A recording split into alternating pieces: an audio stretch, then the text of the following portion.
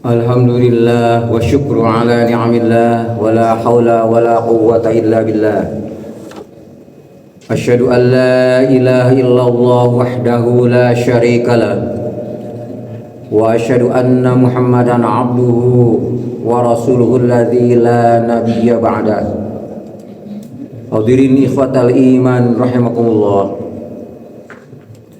Saum mengajarkan kesadaran bahwa kita sebagai makhluk yang lemah tak berdaya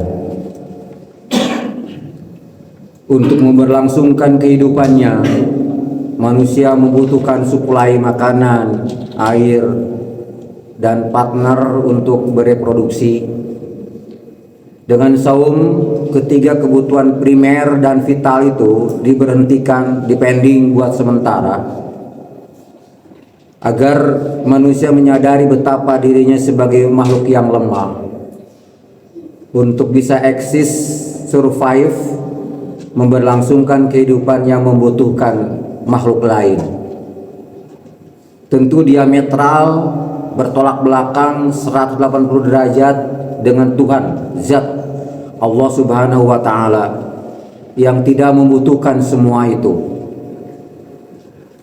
Dia wahdahu la syarikalah, Maha Esa, tiada sekutu baginya. Qiyamu binafsih, berdiri sendiri. Lam yalid wa lam yulad wa lam yakul lahu kufuwan ahad. Dia tidak melahirkan dan tidak dilahirkan, dan tak ada satupun yang setara dengan Allah Subhanahu wa Ta'ala. Ikhwatal iman rahimakumullah. Saum menyadarkan kita betapa kita makhluk yang lemah. Kekuatan fisik kita, jika mau diadu berlomba dengan binatang sekalipun, seringkali kita menjadi pecundang. Coba adu lari kecepatan dengan citah, siapa yang menang? Siapa yang unggul? Usain Bolt, seorang sprinter tercepat kali ini dari Jamaika, hanya mampu mencatat rekor 44,32 km per jam. Sementara citah bisa lari cepat kencang dalam setiap jamnya 110 km 110 km per jam. Itu citah nyarpot pisan. Kamu orang naik motor dina 110 km per jam uang ngapung. Asa kekalayangan. Citah mampu menempuh kecepatan mencatat rekor 110 km per jam. Manusia mah teu satengah-tengahna acan. Cenah ada manusia yang gagah, yang adu jotos, jago fighter kayak di UFC, sok diadu jeung gajah. Apa kekuatan fisik yang bisa disandingkan dengan binatang yang raksasa seperti itu? Kekuatan fisik manusia tak ada apa-apanya. Diadu bertahan lama di air, oke lah, manusia bisa menyelam beberapa menit. Berapa lama manusia bisa menyelam di dalam air, atau mungkin bisa berenang. Tapi ikan justru fiturnya telah didesain oleh Allah Ta'ala untuk bisa eksis di kedalaman air, karena memang ekologis dia itu adalah lingkungan hidup bagi ikan. Katakanlah manusia bisa terbang ngajumantara, bisa berpindah dari tempat ke tempat yang lain dengan bantuan pesawat terbang, oke lah, bisa mengalahkan burung. Tapi satu kali pesawat oleng, hilang kendali, wassalam. Tapi burung sementara itu dengan fiturnya yang didesain oleh Allah Ta'ala bisa bermigrasi dari satu tempat ke tempat yang lain, menembus cuaca yang ekstrim siang dan malam. Tak ada masalah bagi burung, happy-happy saja, bisa safety mendarat. Bahkan yang namanya burung kapinis mah hampir nyaris tidak hinggap, kakalayangan di langit sarilalila berlama-lama. Kekuatan fisik kita dibanding dengan binatang sekalipun kalah. Oke lah, karena mereka makhluk-makhluk besar. Kekuatan fisik kita dibanding dengan gajah, ya gajah lebih kuat karena lebih besar fisiknya. Tapi kalau diperkecil dibanding dengan amuba, dibanding dengan virus, manusia juga seringkali kewalahan pada tahun 2020, 2000 sampai 2022 kan dunia kewalahan dengan yang namanya virus COVID. Padahal virus itu adalah mikroorganisme yang tak kasat mata, tak bisa dilihat oleh mata telanjang, tak bisa tingali kupang bungkelekan. Cek orang Garut mah gitu. Teka tenjo, teka deule. Baru bisa terlihat dengan mikroskop beribu-ribu kali. Itu yang namanya virus. Tapi dunia angkat tangan dengan virus COVID tersebut. Luar biasa ciptaan Allah Subhanahu wa taala. Dan seorang Hitler yang gagah perkasa, seorang Mussolini pun matinya itu hanya dengan virus. Konon kabarnya yang namanya si Hitler itu paehna ge ku dicocok ku reungit. Padahal reungit mah leutik, ditepak pakai paeh gitu. Tapi dia bisa mati. Ikhwatal iman rahimakumullah. Kekuatan fisik kita dibanding dengan makhluk-makhluk Allah itu sangat-sangat lemah. Kekuatan ukurannya juga sangat-sangat kecil. Kalau kita mau mencoba membandingkan ukuran fisik kita dengan bumi yang menjadi tempat tinggal kurang sapopoe ditincak kiwari, teu sakaprul teu saikuku lah, teu setai kuku. Katakanlah badan kita ini ukurannya adalah seperti sakaprul debu lah, sebutir pasir mau rada gede saeutik, sebutir pasir. Kalau dibanding dengan bumi yang berdiameter 12.742 km, volumenya besar, permukaannya luas, nepikeun kan moal katica kabeh yang namanya bumi ini. Ya, loba keneh naon lega keneh lah yang namanya bumi ini.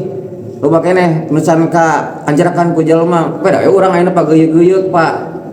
Ngumpul-ngumpul di Bandung ya. Jadi rada ripuh, rada macet di jalan gitu loh pas sore. Namun saya pada ngarumpul lah di dia sebelum di bunuh Antartika mesinnya lega. Ihwatal iman rahimakumullah. Tapi bumi ini sebenarnya termasuk kerdil karena benda angkasa yang ngalayang, yang terbang, yang bermusabahah, yang berenang di space, di jagat raya yang begitu luas, yang tak terhingga. Dan bumi ini termasuk kerdil. Jangankan dengan bintang-bintang raksasa, dengan matahari saja bintang yang terdekat, maka ukuran matahari itu udah 109 kali besar bumi. Bumi yang berdiameter 12.742 km, lamun ayat 180 jumlahnya kakara bisa membandingi besarnya matahari, karena matahari berdiameter 1.392.000 km. Dan matahari itu pun juga tidak termasuk besar. Kendati tidak termasuk cebol, tapi matahari juga tidak termasuk raksasa. Karena jauh di sana terdapat miliaran bintang yang ukurannya ratusan kali besar matahari. Uwais Kati misalkan, jauh di sana, underground dia menantang matahari karena ukurannya adalah 1.700 kali besar matahari kita. Kurang katingali sapa poe.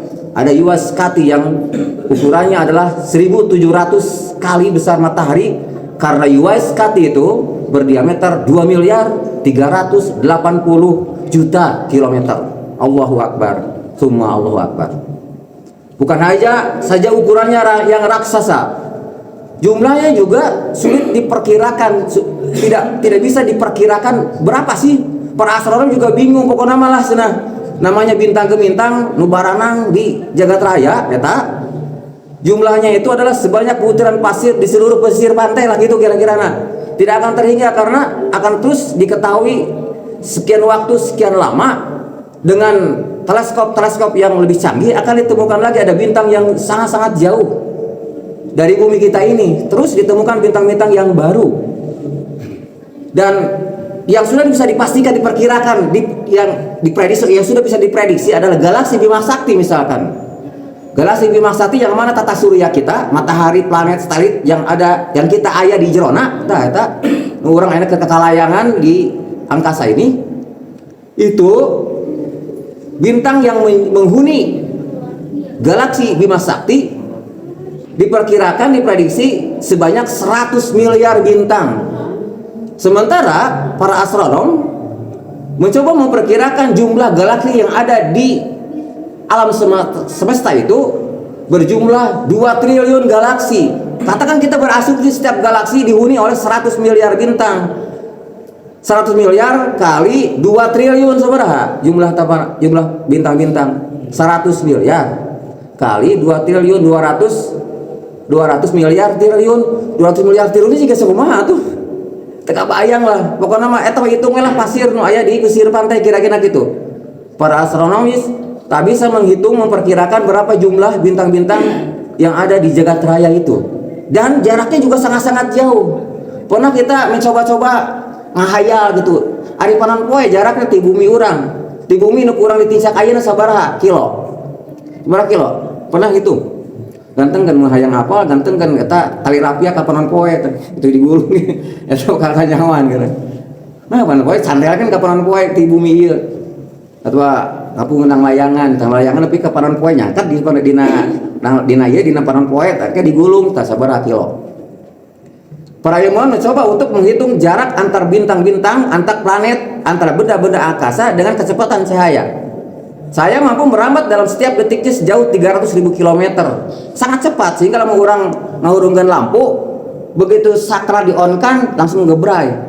Jadi tidak ada jeda antara on-nya saklar dengan lampu yang bisa menyinari ruangan. Karena cepat merambatnya.